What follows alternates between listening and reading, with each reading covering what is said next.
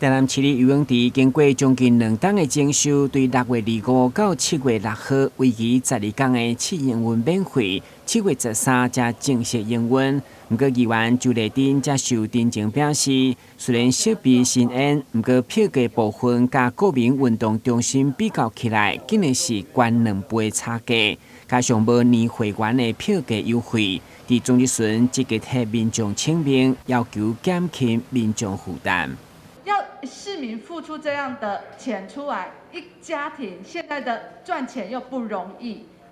所以可以请市长可以研议一下，因为这个也是市民的负担。当然还有，在我们市立游泳池之前的前身是我们的水都游泳池，那时候水都游泳池有年会员的价钱。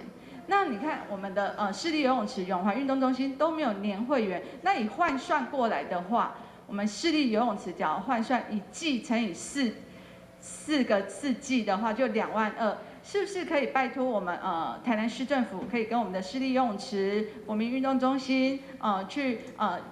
争取更优惠的票价，让我们的市民可以享用。我会跟那个市立游泳池现在他们的 OT 单位再去跟他们讨论一下票价，不过因为他们说他们进驻以后很多东西都更新，包括那个温水游泳池的部分，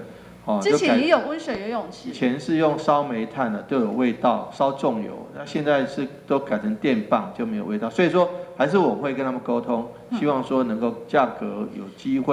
有机会更亲民。